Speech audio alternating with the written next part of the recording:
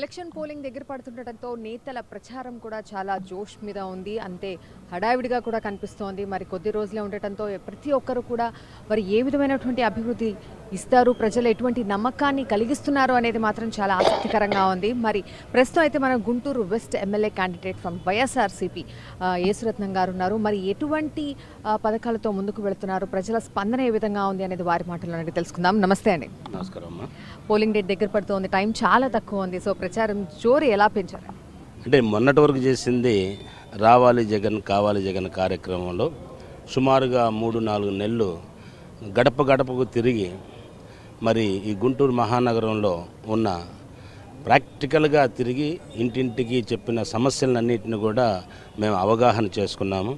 అనుకోని విధంగా 4 రోజుల ముందు ఎలక్షన్స్ రావటం వల్ల మరి మాకు ఉన్న అడ్వాంటేజ్ ఏంటంటే ఏదైతే ప్రాబ్లమ్స్ ఐడెంటిఫై చేశామో వాటన్నిటికీ నేను సొల్యూషన్స్ కూడా వెతుక్కొని పెట్టుకున్నాను. ఎందుకంటే మీ అందరికీ తెలుసు, నేను రాజకీయ నాయకుడిని కాదు. నేను బేసికల్గా ఒక పోలీస్ ఆఫీసర్ని, డిఐజీగా చేస్తూ వాలంటరీ రిటైర్మెంట్ తీసుకొని వచ్చాను. కాబట్టి అడ్మినిస్ట్రేషన్ మీద, రాష్ట్ర అడ్మినిస్ట్రేషన్ మీద ఒక పట్టు ఉంది. కాబట్టి సాధారణంగా ప్రతి ఒక్కళ్ళు కూడా ప్రాబ్లమ్ను మాత్రం ఐడెంటిఫై చేస్తారు, కానీ దాని సొల్యూషన్ ఐడెంటిఫై చేయరు. In my case I identified the solution also. ఒక ప్రాబ్లం ఉంటే దాన్ని ఏ విధంగా నేను ఎమ్మెల్యే అయితే ఏం చేయగలను, as a citizen of India నేను ఏం చేయగలను అనేది నాకు అవగాహన ఉందమ్మా. సో ఇక్కడ ఉన్నటువంటి పరిస్థితి కనుక ఒకసారి అబ్జర్వ్ చేసుకుంటే, మీరు అన్నట్టు రావాలి జగన్ కావాలి జగన్ అని అంటున్నారు. కాబట్టి ప్రజలు అదే విధంగా స్పందిస్తున్నారా? మీకున్నటువంటి అపోనెంట్స్ని నిజంగా మీరు కాంపిటీషన్గా తీసుకుంటున్నారా? ప్రజల్లో ఉన్నటువంటి ఎఫెక్టివ్గా ఎలా ఉందండి ప్రజల్లో ఉన్నటువంటి వైసీపీ మీద ఉన్నటువంటి నమ్మకం? రావాలి జగన్ కావాలి జగన్ దీని సందర్భంగా ఏంటంటే, ఆ కార్యక్రమం ద్వారా మన జగన్మోహన్ రెడ్డి గారు ప్రవేశపెట్టిన నవరత్నాలని ప్రజల్లోకి ఇంటింటికి గడప గడపకు తీసుకువెళ్ళే అవకాశం దొరికిందమ్మా. మరి ఇవన్నీ డిజైన్ చేసింది చెప్పాలంటే నవరత్నాలన్నింటిని కూడా మన స్వర్గీయ రాజశేఖర రెడ్డి గారు సంక్షేమ పథకాలు ఏవైతున్నాయో వాటిని ఇంకా మెరుగుపరిచి, ఆ పథకాలను మెరుగుపరిచి నవరత్నాలు తయారు చేశారు. కాబట్టి వాటి మీద ప్రజాదరణ చాలా ఎక్కువగా ఉంది. సో ప్రజలు ఏ నాయకుడిని అయితే ఎన్నుకుంటారో వారిపైన ఎన్నో నమ్మకంతో ముందుకు వస్తూ ఉంటారు. సో కొత్త కొత్త పథకాలతో ముందుకు వెళ్తోంది వైసీపీ. మరి ప్రస్తుతం ఉన్నటువంటి సిచ్యువేషన్లో వాళ్ళని అపోనెంట్స్ని మీరు కాంపిటీషన్గా తీసుకోకపోయినప్పటికీ కూడా ఇక్కడ టఫ్ జాబ్ ఉంది అనేది మాత్రం క్లియర్ కనిపిస్తుంది. మీకు అలా అనిపిస్తుంది? నాకు పెద్ద టఫ్ అనిపించట్లేదమ్మా. ఎందుకంటే నెంబర్ 1 ఏంటంటే, ఇప్పుడు ఉన్న ఇద్దరు క్యాండిడేట్స్ కూడా ఎవరైతే తెలుగుదేశం నుంచి ఉన్నారు, అదేవిధంగా జనసేన నుంచి ఉన్నారు, వారు నిన్న మొన్న వచ్చారు, ప్రజల్లోకి ఇంతవరకు పోలేదు. మరి వాళ్ళ బండ్లు, వాళ్ళ ఈ పాంప్లెట్స్, వాళ్ళ బ్యానర్స్ పోయినాయి, కానీ వాళ్ళు పోలేదు. బట్ ఈరోజు కూడా నేను మరి 24 గంటల్లో 18 గంటల్లో ప్రజల్లోనే గడుపుతున్నాను. ఎందుకంటే నేను పోలీసు డిపార్ట్మెంట్ నుంచి మరి వచ్చాను కాబట్టి భగవంతుడు నాకు మంచి ఆరోగ్యాన్ని ఇచ్చాడు. ఆయన మంచి ఆరోగ్యాన్ని ఇచ్చాడు, నాకు తిరిగే ఫిజికల్ ఫిట్నెస్ ఇచ్చాడు. కాబట్టి నేను 18 గంటలు కూడా నేను ప్రజల్లో ఉంటున్నాను. బహుశా వాళ్ళు ఎవ్వరు కూడా ప్రజల్లో ఉంటేనే ప్రజల కష్టాలు తెలుస్తాయి. ఉదాహరణకి మా పాప కూడా డాక్టర్, షీఈజ్ కంపెయినింగ్ నాతో పాటు విడివిడిగా. ఒక కార్నర్లో మా పాప, ఒక కార్నర్లో మా వైఫ్ చేస్తున్నారు. మా పాప ఒకటే మాట అన్నది, డాడీ మనం వాళ్ళలోకి పోతే మనకు వాళ్ళ కష్టాలు తెలుస్తున్నాయి, కానీ మరి యాక్చువల్గా ఇంత పావర్టీ ఉందనే సంగతి మాకు తెలియదు డాడీ అని చెప్పడంలో మనం అర్థం చేసుకోవచ్చు అనమాట. అంటే పేదల్లోకి వాళ్ళు నివసించే ప్రాంతాన్ని చూస్తే మనం ఎక్కడ ఉన్నాము, అసలు మన పేదరికం ఎక్కడుందనేది అర్థమవుతుంది. సో నేను ఖచ్చితంగా నేను చెప్పగలను, వాళ్ళకి ఈ కష్టాలన్నీ తెలియవు. మరి ఏదైతే పీతల బాగుందో మరి వాళ్ళిద్దరిని అడిగి చూడండి, అది ఎక్కడుందో చెప్పగలరేమో. నేను ఈరోజు గుంటూరు మొత్తం చుట్టుపక్కల ఉన్న వాతావరణాలన్నీ ఎక్కడెక్కడ ఏ ప్రాబ్లం ఉంది, ఏ ప్రాంతంలో ఏ ప్రాబ్లం ఉందని నేను చెప్పగలనంటే బికాజ్ నేను తిరిగాను కాబట్టి. సో డిఐజీగా డిపార్ట్మెంట్లో వర్క్ చేశారు. సోషల్ సర్వీస్ అనేది మీకు ఏం కొత్త కాదు. బట్ అదే సోషల్ సర్వీస్ని పొలిటికల్గా ఎందుకు మారాల్సి వచ్చింది? మీరు ఈ విధంగా సర్వీస్ చేయాలని ఎందుకు ముందుకు వచ్చారు? నేను బేసికల్గా చాలామంది అనుకుంటారు పోలీస్ సర్వీస్ నుంచి పొలిటికల్ ఇదిలోకి వచ్చానని. But in my case my total story is different. నేను ఇక్కడ ఏసీ కాలేజీలో డిగ్రీ చదివే రోజుల్లోనే 81లో పంచాయతీ ఎలక్షన్స్ వచ్చినప్పుడు పల్నాడులో ప్రతిష్టాత్మకంగా ఎలక్షన్స్ జరుగుతున్నాయన్నమాట. సమితి ఎలక్షన్స్ అంటే ఆ రోజుల్లో అక్కడ చాలా ఫ్యాక్షన్ ఏరియా. అప్పుడు నేను జస్ట్ స్టూడెంట్, నాకు మొట్టమొదట ఓటు హక్కు వచ్చిన డేస్ అవి. ఆ రోజుల్లోనే నేను మొట్టమొదటిసారి నేను పల్నాడులో సమితి ప్రెసిడెంట్కి పోటీ చేయాలని నామినేషన్ వేసేసి సింబల్స్ వచ్చి నేను డిగ్రీ చదివేటప్పుడు. సో అది నా కెరియర్ పొలిటికల్గా పోవాల్సి అనుకోకుండా ఇమీడియట్గా నాకున్న స్పోర్ట్స్ బ్యాక్గ్రౌండ్ తోటి పోలీస్ డిపార్ట్మెంట్లో ఆపర్చునిటీ వచ్చింది కాబట్టి నా ట్రాక్ ఇటు మారింది తప్ప నేను ఇప్పుడు కొత్తగా పోలీస్ డిపార్ట్మెంట్ నుంచి పాలిటిక్స్కి వస్తున్నాను అనేది అది కరెక్ట్ కాదు. చాలామందికి తెలియదు ఈ కోణం. నేను బేసికల్లీ నేను సమాజ సేవ, నేను కాలేజీ ప్రెసిడెంట్గా, స్కూల్ లెవెల్లో స్కూల్ లీడర్గా, స్కూల్ లెవెల్ నుంచి స్కూల్ లీడర్గా, కాలేజీ ప్రెసిడెంట్గా, ఊరిలో లీడర్గా, బీసీ నాయకుడిగా, యంగ్ యూత్ జనతా పార్టీలో 78లో జనతా పార్టీలో, ఇవన్నీ కూడా వివిధ దశల్లో కూడా నేను స్టూడెంట్ లీడర్గా యాక్టివ్గా ఉండేవాడిని. మరి దాన్ని బేస్ చేసుకొనే పాలిటిక్స్లో 81లోనే రావాల్సింది. 81లో వచ్చినట్టయితే ఎలా ఉండేదో తెలియదు. నేను ఇది ట్రై చేసే క్రమంలో నాకు అనుకోకుండా పోలీస్ ఆఫీసర్గా ఆపర్చునిటీ వచ్చింది. నేను సబ్ ఇన్స్పెక్టర్గా సెలెక్ట్ అయ్యాను. ఆ సబ్ ఇన్స్పెక్టర్గా సెలెక్ట్ అయ్యి కూడా వెంటనే నాకున్న ఫిజికల్ ఫిట్నెస్ అయితే స్పోర్ట్స్లో ఉన్న బ్యాక్గ్రౌండ్ తోటి నేను ఆల్ ఇండియా పోలీస్లో ఒక 23 మంది సెలెక్ట్ అయితే, ఆల్ ఇండియాలో 23 మంది, మన స్టేట్ నుంచి ఇద్దరం సెలెక్ట్ అయ్యాము. ఆ ఇద్దరిలో నేను ఒకరిని. ఇది వెరీ రేర్ ఆపర్చునిటీ.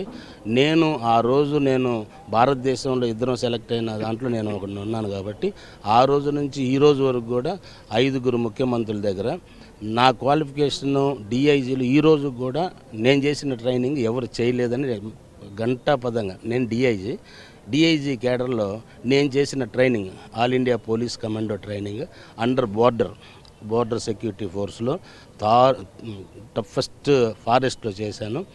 అది చేయటం వల్ల నాకు ఎన్టీ రామారావు దగ్గర 6 సంవత్సరాలు చేశాను, జనార్దన్ రెడ్డి గారి దగ్గర చేశాను, విజయభాస్కర్ రెడ్డి దగ్గర చేశాను, చంద్రబాబు నాయుడు గారి దగ్గర చేశాను, మరి వైఎస్ రాజశేఖర రెడ్డి గారి దగ్గర, ఇంతమంది దగ్గర ఇర్రెస్పెక్టివ్ ఆఫ్ పార్టీస్ నేను ఒక్కరిని చేసింది. ఒక పార్టీలో చేస్తే ఆ ఆఫీసర్ని ఇంకొకరు తీసుకోరు. నా కెరియర్ చాలా జాగ్రత్తగా కాపాడుకుంటూ వచ్చాను. నేను అందరూ అనుకుంటారు జనరల్గా డిఐజీ అంటే ఐపీఎస్ ఆఫీసర్ అని అనుకుంటారు. నేను ఐపీఎస్ ఆఫీసర్ని కాదు. సబ్ ఇన్స్పెక్టర్ నుంచి because of my service with chief ministers NT Rama Rao ఒక ప్రమోషన్ ఇచ్చాడు, విజయభాస్కర్ రెడ్డి గారు ఒక ప్రమోషన్ ఇచ్చాడు, మరి వైఎస్ రాజశేఖర రెడ్డి గారు ఒక ప్రమోషన్ ఇచ్చాను. ఈ విధంగా నేను అందనంత ఎత్తుకి వెళ్ళాను. నాకు ప్రొఫెషనల్లీ ఆంధ్రప్రదేశ్ పోలీసులు అత్యంత బెనిఫిట్ పొందిన పోలీస్ ఆఫీసర్గా ఉన్నాను. నాకు ఇది చాలు. అవకాశం ఉంటే నేను సీఎం దగ్గర చేశాను కాబట్టి అవకాశం ఉంటే పొలిటికల్ ఛాన్స్ ఇచ్చారు. జగన్మోహన్ రెడ్డి గారు పిలిచారు, మీరు కంటెస్ట్ చేసేటట్టయితే, రిజైన్ చేసేటట్టయితే ఆపర్చునిటీ ఇస్తానని అన్నారు. సరే నేను కూడా కొంచెం మైండ్లో ఉంది కాబట్టి ఎస్ అన్నాను. వచ్చిన వారం తిరగక ముందు నాకు ఈ సీట్ ఇచ్చారు. మరి వచ్చినప్పుడు నిజంగా కూడా కొంచెం కన్ఫ్యూజన్గా ఉంది. కానీ ఈరోజు టోటల్గా నేను చాలా పర్ఫెక్ట్గా కాన్ఫిడెంట్గా ఉన్నాను. ఇక్కడ నాకెవరు పోటీ కాదు అనేది. ఓకే అండి. సో ప్రతిపక్ష పార్టీలో ఉన్నప్పుడు ఖచ్చితంగా విమర్శలు అనేవి చేస్తూ ఉంటారు. అంటే డిఐజీ నుంచి ఐజీ కాలేకపోవడంతో చంద్రబాబు నుంచి జగన్ గూటికి చేరారు ఈశ్వరత్నం గారు అనేటటువంటి విమర్శ నిజమా అండి? ఇందులో కొంత వాస్తవం అండి. ఎందుకంటే ఇక్కడ character of the chief ministers చెప్పాలి. ఎందుకు మీరు క్వశ్చన్ వేశారు కాబట్టి character of the chief minister. I worked with NT Rama Rao for 6 years. ఆయన ఒక ప్రమోషన్ ఇచ్చాడు. ఎందుకంటే మీకు తెలుసు ముఖ్యమంత్రి దగ్గర పనిచేయటం అంటే కత్తి మీద సాము లాంటిది. ఆయనకు తగిలే బుల్లెట్ ఫస్ట్ ఆ బుల్లెట్కి అడ్డు పెట్టే, మేము చేసిన ట్రైనింగ్ అదే, మా ఉద్యోగం కూడా అదే. నేను ఏదో సరదాగా ఏసీ రూమ్లో కూర్చున్న పోలీస్ ఆఫీసర్ని కాదు. యాంటీ నక్సల్ స్క్వాడు, టెర్రరిస్ట్ స్క్వాడ్లో అన్నీ కూడా బుల్లెట్కి గుండె చూపించే పోస్టులు చేశాను. చేయటం వల్ల నాకు ఇప్పుడు మామూలుగా అయితే ఇవ్వరు కదా. మరి విజయభాస్కర్ రెడ్డి గారి మీద నైఫ్ అటాక్ జరిగినప్పుడు ఆయన సేవ్ చేశాననే ఉద్దేశంతో నాకు డిఎస్పీ ఇచ్చారు. నాకు 10 ఏళ్ల తర్వాత డిఎస్పీ రావాల్సింది 10 ఏళ్ళ ముందు వచ్చేసింది. సో ఇంత కష్టపడి నా కెరియర్ డిజైన్ చేసుకొని చివర నాకు ఎవ్వరు ఐజీ రావడానికి ఎవ్వరు పోటీ కాదు, నేను సీనియర్ మోస్ట్ ఇది. మరి ఒకే ఒకటి ఏంటంటే ఎస్ఐ నుంచి వీడు డిఐజీ కావటమే ఎక్కువ, ఈయన ఇంక ఐజీ ఎట్లా చేయాలనేది ఆ దుర్మార్గపు ఆలోచన చంద్రబాబు నాయుడు. అంటే ఎవరైనా మన దగ్గర పనిచేసే వాళ్ళకి అయ్యో రెయ్యం బగులు నిద్రాహారాలు లేకుండా మన గురించి, మన కుటుంబం గురించి, మన రక్షణ గురించి చేస్తున్నాడు, మన చేతిలో ఉన్నది అన్ని ఎలిజిబిలిటీ ఉన్నది, ఆ ప్రమోషన్ ఇవ్వాలి అని లేదు. కొంచెం నేను డెఫినెట్గా అఫ్కోర్స్ ఫేట్ కూడా ఉండాలి. నేను ఐజీ ప్రమోషన్ తీసుకుంటే ఈరోజు భారతదేశంలో రికార్డ్ అయ్యి ఉండేది నాది. ఈరోజు ప్రతి ట్రైనింగ్ కాలేజీలో కూడా నా బొమ్మ, నాది ఒక లెక్చర్ క్లాస్ ఉంటుంది, ఒక సబ్ ఇన్స్పెక్టర్ అయిన వ్యక్తి ఎంత దూరం పైకి వెళ్ళొచ్చు అని. అదే నేను కానీ ఐజీ అయినట్టయితే నేను యాక్చువల్గా డీజీపీగా రిటైర్ అవ్వాల్సిన, ఎస్ఐ నుంచి డీజీపీగా రిటైర్ అయితే ఆ చరిత్రలో అది నిలిచిపోయేది. మరి నా క్లీన్ రికార్డుతోటి 37 సంవత్సరాలు చిన్న వయసులో ఉద్యోగం చేరా, తెలిసి తెలియని వయసులో సబ్ ఇన్స్పెక్టర్ అయ్యా. మరి తెలిసి తెలియకుండానే నేను మరి 5 ముఖ్యమంత్రుల దగ్గర చేశాను. ఇదంతా నా కెరియర్ అని ప్రతి ఒక్కళ్ళు ఒప్పుకోవాల్సింది.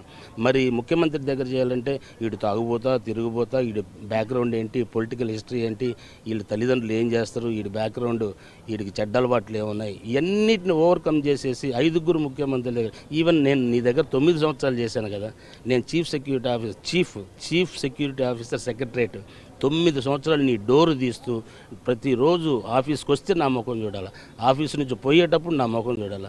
మరి నా అన్ని అర్హతలు ఉన్న నాకు మరి నువ్వు ఐజీ ప్రమోషన్ ఎందుకు ఇవ్వలేదు? మరి ఇది నాకు నిజంగా ఆతృత, మీరు అడిగితే నాకు కడుపు మండిపోతుంది అనమాట. కాబట్టి మరి అదే మహానుభావుడు విజయభాస్కర్ రెడ్డి గారు అయితే, ఎన్టీ రామారావు గారు అయితేనే, మరి వైఎస్ రాజశేఖర రెడ్డి గారు నాకు డిఐజీ ప్రమోషన్ ఎట్లా ఇచ్చారో తెలుసమ్మా? ఆయన ముఖ్యమంత్రి అయిన తర్వాత వెరీ ఫ్యూ ఫైల్స్ ఫ్లైట్లో 10 రోజుల్లో, ఆయన ముఖ్యమంత్రి అయిన ఫస్ట్ మంత్లోనే చాలా బిజీగా ఉంటాడు ముఖ్యమంత్రి, తెలుసు కదా. ఆయన దిగగానే నా ముఖం చూడాలా, ఎందుకంటే నేను సెక్యూరిటీ ఆఫీసర్నే కదా, నేను చీఫ్ సెక్యూరిటీ ఆఫీసర్నే. ఆయన కారు దిగ్గానే నా ముఖం చూడాలా, ఆయన నా ముఖం చూడగానే అబ్బా యేసురత్నం ఫైల్ నేను చేయలేదు అని ఫీల్ అయ్యి ఒకరోజు ఫ్లైట్లో ఢిల్లీ నుంచి వస్తూ నా ఫ్లైట్ 6 ఫైల్స్ క్లియర్ చేశారు. ఆంధ్ర రాష్ట్రానికి చెందిన అత్యంత ముఖ్యమైన ఫైల్స్ ఆ రోజు 6 చేశారు. జన్నత్ హుసేన్ గారిని అడిగి యేసురత్నం ఫైల్ ఎక్కడుంది పెట్టండి ఈరోజు అంటే, మరి character of chief minister YS Rajasekhara Reddy character, Chandrababu Naidu character 100 సార్లు నేను రిక్వెస్ట్ చేశాను. చివరికి కూడా సార్ నాకు ఒక్క నెల నేను ఐజీకి చేసేసి రిటైర్మెంట్ తీసుకొని వెళ్తాను సార్, మీరు ఎట్లా చెప్తే అట్లా వింటాను సార్ అని ఐడీజీ ఇంటెలిజెన్స్ రిక్వెస్ట్ చేశాను. నేను నీకు ఇప్పిస్తానని చివరి నిమిషం వరకు నాకు ఇప్పించలే. కాబట్టి character of chief minister what is Chandrababu Naidu, what is Rajasekhar Reddy, what is NT Rama Rao మహానుభావుడు. ఒక్క వరం ఇస్తానంటే భగవంతుడు వరం ఇచ్చినట్టే.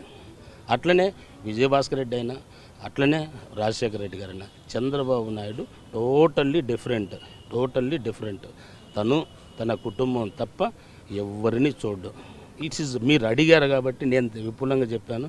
రాజశేఖర రెడ్డి గారికి, ఎన్టీ రామారావు గారికి, విజయభాస్కర్ రెడ్డి గారికి ఏమాత్రం 1% కూడా. సో ఇప్పుడు వరకు అంటే ప్రచారాలు అనగానే మనకి ఒకళ్ళ మీద ఒకళ్ళు తిట్టుకోవడం, ఒకళ్ళని విమర్శించుకోవడమే సరిపోతున్నటువంటి ప్రచారంలో, కానీ యేసురత్నం గారి మీద మాత్రం ఒక్క విమర్శ కూడా రాకుండా ఉన్నటువంటి ఆ నేతగా మీరు ముందుకు వెళ్తున్నది ఎలా సాధ్యపడతారు? ఫస్ట్ నేను ఎవరిని తిట్టనమ్మా, నేను ఎవరిని తిట్టట్లేదు. ఎందుకంటే ఈరోజు గిరిధర్ ఉన్నాడు, is best friend of mine. మరి చంద్రశేఖర్ గారు ఉన్నారు. ఆ రోజు మేము ఇద్దరు నామినేషన్ వేయడానికి ఇద్దరం కూర్చున్నాము. ఐ మై సెల్ఫ్ ఆయన దగ్గరికి వెళ్ళేసి ఐఎమ్ సో అండ్ సో అని ఇంట్రడ్యూస్ చేసుకున్నాం. ఇప్పుడు ప్రజల నిర్ణయించేది ప్రజలు. ఇప్పుడు నేను నిన్ను తిట్టినా, నీవు నన్ను తిట్టినా కానీ తిట్టడం వల్ల కూడా కొంత మైనస్ ఉంటుంది. పొలైట్గా ఏముంది, రాజకీయంగా ఎన్నైనా ఉండొచ్చు, కానీ వ్యక్తిగతంగా ఆయన ఒక రిటైర్డ్ ఐఏఎస్ ఆఫీసరు, నేను రిటైర్డ్ సీనియర్ పోలీస్ ఆఫీసర్ని. నేనే పోయాను ఇంటర్వ్యూ చేసుకో, ఆయన గుర్తుపెట్టాడో లేదో తెలియదు, నేను గుర్తుపెట్టాను. ఫ్యామిలీతో వచ్చాడు, నేను సో అండ్ సో అన్నాను. ఆయన ఒక్కనే కాదు, అక్కడ నామినేషన్ వేయడానికి ప్రతి ఒక్కరిని కూడా పలకరించాను. నేను అనుకుంటాను మనం మాట్లాడితే మన పళ్ళు ఊడిపోయేది లేదు, నోరేమి ఇది కాదనే ఉద్దేశంతో నేను ఎవరిని విమర్శించను. నేను ఇప్పటికి కూడా నేను పాజిటివ్ థింగ్సే చెప్పుకుంటున్నాను. నేను ఇక్కడ ఎమ్మెల్యే అయితే మొట్టమొదట టాప్ ప్రయారిటీలో చేసేవాళ్ళు ఏంటంటే, ఇక్కడ ప్రతి ఉన్న పేదలందరూ కూడా హౌస్లెస్ ఉన్నారు. ఏదన్నా హౌస్ ఉన్నా కానీ బీ ఫార్మ్స్ ద్వారా 20 సంవత్సరాల నుంచి 30 సంవత్సరాల నుంచి బీ ఫామ్ల మీదనే కంటిన్యూ అవుతున్నారు. నేననేది ఏంటంటే మన చట్ట ప్రకారం 14 ఏళ్ళు 11 ఏళ్ళు దాటితే ఎవరు పూర్ పీపుల్కి ఎక్కడోళ్ళు అక్కడ ఇవ్వాలి. సపోజ్ ఏదన్నా టెక్నికల్ ప్రాబ్లం ఉంటే ఆల్టర్నేటివ్గా చూయించే మార్గం ఉంది. నాకు యాజ్ ఏ ఆఫీసర్ అడ్మినిస్ట్రేషన్ రాష్ట్ర పరిపాలన తెలుసు కాబట్టి నేను అవగాహన ఉంది. నేను 100% వాళ్ళకి ప్రామిస్ చేస్తున్నాను. ఏదన్నా అంటిల్ కోర్టు లిటిగేషన్స్ ఉంటే నేనేం చేయలేనేమో, కానీ అప్పటి కూడా ఆల్టర్నేటివ్ ఉంది. కోర్టు లిటిగేషన్స్ ఉన్నా కానీ ఆల్టర్నేటివ్ బ్రహ్మాండంగా there is a lot of government properties ఉన్నాయి. నీవు కార్పొరేట్ కంపెనీస్కి కోట్ల రూపాయలు విలువ చేసేది ఇస్తున్నావు. నేనేమంటానంటే ఆ కోట్ల విలువ చేసేదే ఈ పేద ప్రజలకి చుట్టూ అక్కడ 10 ఎకరాలు అక్కడ 10 ఎకరాలు అక్కడ 10 ఎకరాలు ఇచ్చేసేసి మన చేతుల పని అది. సపోజ్ ఈరోజు అంటారు ఏంటంటే ఇది సుప్రీంకోర్టులో ఉందండి, దేవాదాయ భూమి, ఇక్కడ ఇవ్వటానికి వీల్లేదు అని అన్నాను. మరి ఆల్టర్నేటివ్ చూయించు. వాళ్ళు దుర్భరమైన జీవితం గడుపుతున్నారు కదా. ఈ దుర్భరమైన జీవితం గడుపుతున్నప్పుడు ప్రజానాయకులుగా ప్రతినిధులుగా మన బాధ్యత కదా వాళ్ళకి ఆల్టర్నేటివ్ చూయించాల్సి. నేను చూయించడానికి రెడీగా ఉన్నాను. ఇదేం సముద్ర ప్రాంతం కాదు, అంత బ్రహ్మాండమైన మెట్ట ప్రాంతం. ఎటుబట్టినే విస్తారంగా భూములు ఉన్నాయి. ఇవి తీసుకుపోయి చక్కని లేఅవుట్ వేసేసి నువ్వు ఈరోజు 25 లక్షల హౌసెస్ మనకి గవర్నమెంట్ ఆఫ్ ఇండియా శాంక్షన్ చేసింది, 25 lakhs. ఈరోజు 50% మనం గ్రౌండ్ చేసుకోలేకపోయాను. మరి దానికి బడ్జెట్ లేదా అంటే బ్రహ్మాండమైన బడ్జెట్ గవర్నమెంట్ ఆఫ్ ఇండియా వాళ్ళు బడ్జెట్ బ్రహ్మాండంగా ఇచ్చారు. మరి నీ స్టేట్ గవర్నమెంట్ ఏదైతే కంట్రిబ్యూషన్ ఉందో స్టేట్ గవర్నమెంట్ కంట్రిబ్యూషన్ ఇవ్వలేక 50% కూడా గ్రౌండ్ అవ్వలేదు. నేను వస్తే ఏం చేస్తానంటే మనకి లాట్ ఆఫ్ ఏజెన్సీస్ అనమాట. హౌసింగ్ బోర్డ్ గవర్నమెంట్ ఆఫ్ ఇండియాలో హౌసింగ్ స్కీమ్స్ ఉన్నాయి. వరల్డ్ బ్యాంక్ నుంచి ఫండ్స్ తెచ్చుకోవచ్చు, నాబార్డ్ నుంచి తెచ్చుకోవచ్చు, తర్వాత ఎన్జిఓస్ నుంచి తెచ్చుకోవచ్చు. ఇవన్నీ తెచ్చేసుకున్నట్టయితే పేదవాడికి ఇవన్నీ కాకుండా మనకి మంచి ఆర్గనైజేషన్స్ ఓఎన్జీసీ లాంటిది, రిలయన్స్ లాంటిది పెద్ద పెద్ద కంపెనీస్ ఉన్నాయి. ఈ చాలా మంది ప్రజలకు తెలియదు ఏంటంటే వాళ్ళకుంటే రిలయన్స్ అంటే అంబానీకి లాభం పోదాం. రిలయన్స్ మన రాష్ట్రంలో సంపాదించే ప్రతి పైసకు కూడా ప్రతి రూపాయికి కూడా 50 అంటే 0.5% ఆర్ సంథింగ్ ఎక్కువ తక్కువ నాకు గుర్తులేదు, కానీ మన సంక్షేమానికి వాళ్ళు ఖర్చు పెట్టాలి. ఈరోజు 1,00,000 కోట్లు వచ్చిందంటే కొన్ని వేల కోట్ల రూపాయలు మనకి ఇవ్వాలి. ఆ వేల కోట్లని హౌసింగ్ స్కీమ్ మీద పెట్టచ్చు, వాటర్ స్కీమ్ మీద పెట్టచ్చు. అది మన ప్రజానాయకులకే నాలెడ్జ్ లేదు. నాకు తెలిసి ఒకే ఒక్క రాయపాటి సాంబశివరావు గారు ఏదో ఒక కంపెనీ నుంచి తీసుకొని ఈ విధమైన కార్యక్రమం చేశాడు. హ్యాట్సప్. ఆయన్ని నిజంగా అవగాహన ఉన్నాడు, పార్లమెంటేరియన్గా అవగాహన ఉన్నాడు. ప్రజానాయకుడికి ఎక్కడి నుంచి డబ్బులు తీసుకురావాలి, ఎక్కడ ఏం చేయాలి, ఏది ఇంపార్టెంట్ అని తెలియకపోతే చాలా కష్టం. అది నా దగ్గర అవగాహన ఉంది, నేను చేస్తాను. అదేవిధంగా గుంటూరు మహానగరం మంచినీటి ఎద్దడికి నిలయం. ఈరోజు కూడా 40 సంవత్సరాల క్రితం నేను డిగ్రీ చేసేటప్పుడు ఏ విధమైన డ్రింకింగ్ వాటర్ ప్రాబ్లం ఉందో ఈరోజు కూడా గుంటూరు నగరంలో అదే ప్రాబ్లం ఉంది. 1 గంటకు 2 రోజులకు ఒకసారి నీళ్ళు వదులుతున్నారు. మరి కుటుంబం అంతా కూడా నిద్రాహారం లేకుండా పిల్లల అందరూ వచ్చేసేసి పట్టుకొని చేస్తున్నారు. నేననేది ఏంటంటే కాకినాడ నుంచి మనం పైపుల ద్వారా గుజరాత్కి ఆయిల్ పంపిస్తున్నాం, సమ్ హండ్రెడ్స్ ఆఫ్ కిలోమీటర్స్. వేరేజ్ మన కృష్ణా నది మనకు గుంటూరుకి ఎంత దూరం ఉంది? It is hardly 30-35 kilometres. Why can't pipe lining మనం ఎందుకు వేసుకోకూడదు? 4 రిజర్వాయర్లు కట్టుకొని వాటర్ సోర్స్ ఎందుకు, ప్రజలకు నీళ్ళు ఎందుకు? మన కృష్ణా నది ఎందుకు విరివిగా ఉంది కదా. Irrigation part is different, drinking part is. అరే మంచినీళ్ళు తాగునీళ్ళు ఇవ్వలేని గవర్నమెంట్ ఏం గవర్నమెంట్ అమ్మది? సోర్స్ లేకపోతే డిఫరెంట్. ఇప్పుడు దుబాయ్ లాంటి కంట్రీస్ అంటే వాటర్ దొరకడం కష్టం అనేది, ఆ కంట్రీస్ వేరు. మనకి చుట్టూ మనం ఉన్నదే నీళ్ళ మధ్యలో ఉన్నాం. అలాంటి నీళ్ళ మధ్యలో ఉండి డ్రింకింగ్ వాటర్ లేని దుస్థితి ఉందంటే గవర్నమెంట్ అట్రల్లీ ఫెయిల్యూర్. మోర్ ఎవర్ ఏంటంటే 450 కోట్ల రూపాయలు వరల్డ్ బ్యాంక్ నుంచి వచ్చిన ఫండ్స్ని ఉపయోగించుకోలేక గవర్నమెంట్ అసమర్థతతోటి వాటిని వెనక్కి పంపించింది. ఎందుకు? 450 కోట్లు it is very big amount. బ్రహ్మాండంగా పైప్ లైన్ ద్వారా 4-5 రిజర్వాయర్లు కట్టేసేసి ఇది చేయొచ్చు. ఏమీ లేదు. గవర్నమెంట్కి ఇంతన్నా డెవలప్ చేయాలనే ఆలోచన ఉన్నట్టయితే ఇట్ ఈజ్ వెరీ ఈజీ అమ్మ. వీటన్నిటిలో ఫెయిల్ అయింది. పోతే ఇంకోటి ఏంటంటే నేను పోలీస్ ఎక్స్పీరియన్స్ తోటి ఇంతకాలం సుదీర్ఘ పోలీస్ సర్వీస్ ఉంది కాబట్టి ఈ నగరాన్ని ఫ్రీ క్రైమ్ రేటును తగ్గించడానికి, ట్రాఫిక్ వ్యవస్థని మరి స్ట్రీమ్ లైన్ చేయడానికి ప్రభుత్వం నిధులతో పని లేకుండా, ప్రభుత్వం నిధులు ఎట్లా అని అంటారు మీరు. ఇప్పుడు ఈరోజు మీరు హైదరాబాద్ తీసుకున్నట్టయితే, హైదరాబాద్లో మరి ఎక్కడికక్కడ కాలనీస్లో సీసీ కెమెరాస్ ఏర్పాటు చేశారు. ఎవరు? ప్రభుత్వం కాదు, మనలాంటి వాళ్ళు. నా ఇంటి తరఫున నేను ఒకటి, మీ ఇంటి తరఫున మీరు పెట్టేసేసి క్రైమ్ రేటు వాడు ఎక్కడ ఏం చేసిపోతున్నా కానీ ఎక్కడొక్కడ ఏదో కెమెరాలు. అదే ట్రాఫిక్ వ్యవస్థ. మరి మహానగరం పెద్ద పెద్ద భవంతులు, షాపింగ్ కాంప్లెక్స్ ఉన్నాయి. ట్రాఫిక్ ఏమన్నా పర్ఫెక్ట్గా ఉందా? లేదు. మరి క్రైమ్ రేటు పెరిగిపోతుంది, ట్రాఫిక్ సరిగా లేదు. వీటన్నిటి కూడా సొల్యూషన్ ఏంటంటే ఇక్కడున్న లోకల్ పోలీస్ ఆఫీసర్స్ అందరిని కూడా ఇన్వాల్వ్ చేసేసి వీళ్ళందరి సహాయంతో ఇక్కడ ట్రాఫిక్ వ్యవస్థను కానీ పోలీసు పటిష్టానికి కృషి చేస్తానని అది కూడా నా మనసులో ఉన్న.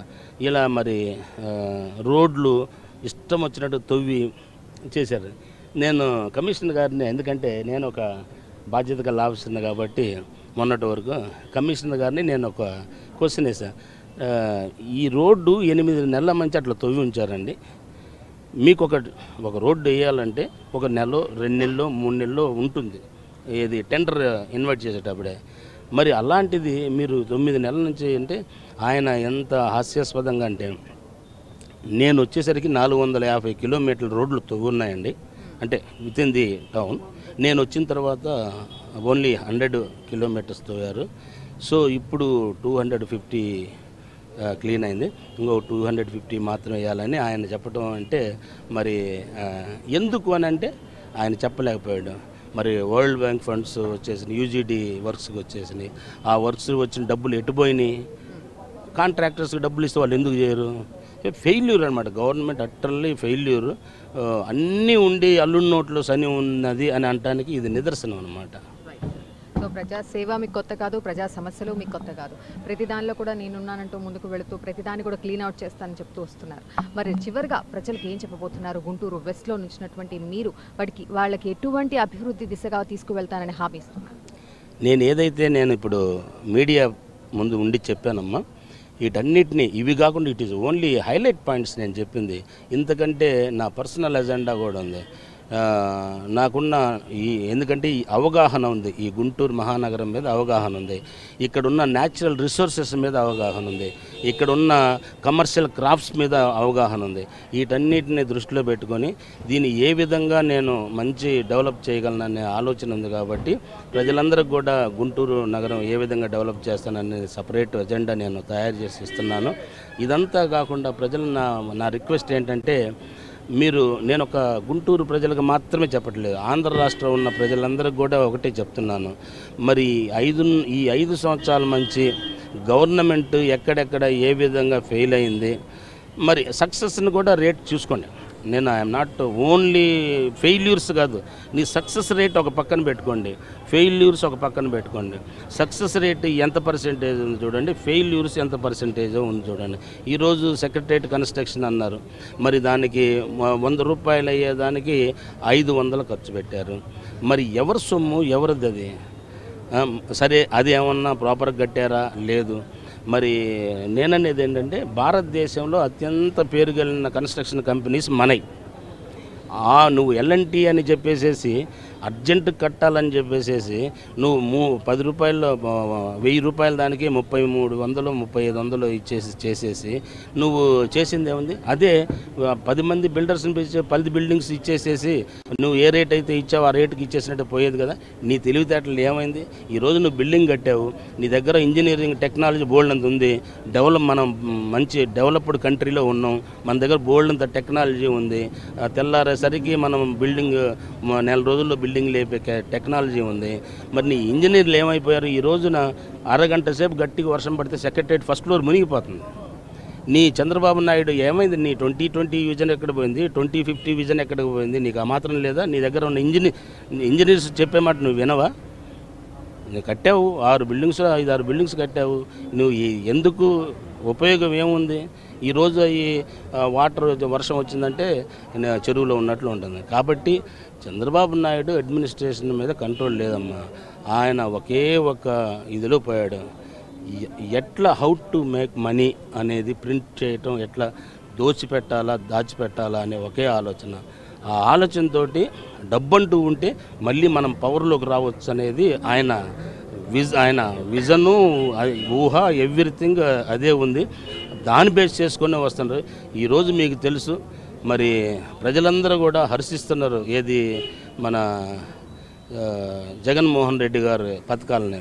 మరి రాజశేఖర రెడ్డి గారు ఏదైతే సంక్షేమ కార్యక్రమాలు ఏర్పడ్డాడు, ఈరోజు కూడా ప్రతి ఇంట్లో ప్రతి 10 ఇళ్లలో ఒకళ్ళు చెప్పుకుంటున్నారు. ఏది నీ గురించి నువ్వు గతంలో 9 సంవత్సరాలు చేసావు, ఇప్పుడు 5 ఏళ్ళు చేసావు, ఏది నీ గురించి ఎవరు చెప్పుకుంటున్నాడు? కాబట్టి ఒకటే ప్రజలందరూ కూడా విజ్ఞతతో ఆలోచించేసి ఇలాంటి వన్ సైడ్ అడ్మినిస్ట్రేటర్ని మనం ఎంకరేజ్ చేయకూడదు. One side administrator Chandrababu Naidu one side administrator.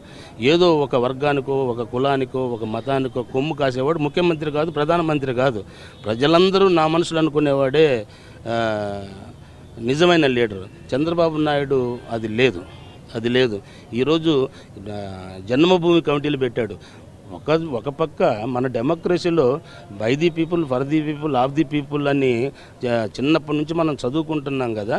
నువ్వు ప్రజల చేత ఎన్నుకోబడిన వ్యక్తి ఏ పార్టీ ఓడైనా కానీ నువ్వు ఆదరించాల్సింది పోనిచ్చి ఈ ఎమ్మెల్యేని తీసి పక్కన పెట్టేసి మరి జన్మభూమి కమిటీ అని చదువు సంజ రానోడిని, నీకు నచ్చినోడిని ఆ కమిటీలు వేసేసి వాడు సంతకం పెడితే ఎస్ఐ రావాలా, వాడు పోస్టింగ్ ఇవ్వాలా, వాడు సంతకం పెడితే తహసీల్దార్ రావాలా, వాడు ఈ తహసీల్దార్ నాకు వద్దంటే వాడు ఉండటానికి వీల్లేదంటే నీ అడ్మినిస్ట్రేషన్ ఏంది? నీదేమైనా సపరేట్ లా ఏమైనా ఉందా? నువ్వు సపరేట్ యాక్ట్ ఏమైనా తయారు చేసుకున్నావు? చంద్రబాబు నాయుడు ఓన్ యాక్ట్ ఏమైనా ఉందా? లేదు కదా. మరి రాజ్యాంగబద్ధంగా ఇప్పుడు నిన్నటి వరకు నువ్వు ముఖ్యమంత్రి, నిన్న లేనిది ఈరోజు అంటే నీ రాజ్యాంగం నాది అన్నట్టుగా మరి నువ్వు డాక్టర్ బిఆర్ అంబేద్కర్ రాజ్యాంగాన్ని నువ్వు ఏం విలువిస్తున్నట్టు? నీకు సపరేట్ రాజ్యాంగం ఏదైనా ఉంటే చెప్పు. నువ్వు భారతదేశంలో ఒక రాష్ట్రానికి ముఖ్యమంత్రిలాగా లేవు, నీదొక సపరేట్ దేశంలాగా ఉంది. సిబిఐ వద్దంటావు, ఈడీ వద్దంటావు, ఐడి వద్దంటావు, పీడీ వద్దంటావు. నీకు నచ్చితేనేమో అన్నీ కావాలి, బ్రహ్మాండంగా ఉన్నాయంట. నీకు నచ్చకపోతేనేమో ఏది వద్దంట. ఇదేనా ముఖ్యమంత్రి లెవెల్లో ఉండేదా? ప్రజలు గమనించండి, ఇలాంటి వ్యక్తి మనకు పనికిరాడు. ఇలాంటి వ్యక్తి మనకి చీఫ్ మినిస్టర్గా ఉండడానికి అర్హుడు కాదని నేను తెలియపరుస్తున్నాను. Thank you so much. I my self అంటూ ఇంట్రడ్యూస్ చేసుకుంటూ పబ్లిక్లోకి వెళ్తున్నారు, చాలా హానెస్ట్గా ఉన్నారు. సో ఇలాగే ప్రజలకు మీరు మీ వంతుగా మీరు చేయాల్సినటువంటి బాధ్యత పరంగా అన్నీ చేయాలని, అన్ని సదుపాయాలు కల్పించాలని కోరుకుంటున్నాం. Thank you so much. So ఇదండి ఇక్కడ ఉన్నటువంటి పరిస్థితి. గుంటూరు వెస్ట్ నుంచి ఉన్నటువంటి వైసీపీ ఎమ్మెల్యే క్యాండిడేట్ అయినటువంటి యేసురత్నం గారి మాటలు మనం అర్థం చేసుకోవచ్చు. ఇప్పుడు వరకు ఉన్నటువంటి డిపార్ట్మెంట్లో చేసిన సేవలే కాకుండా ప్రజల్లోకి వెళ్ళి సేవలు చేయాలనేటటువంటి దృక్పథంతో ముందుకు రావడం జరిగింది.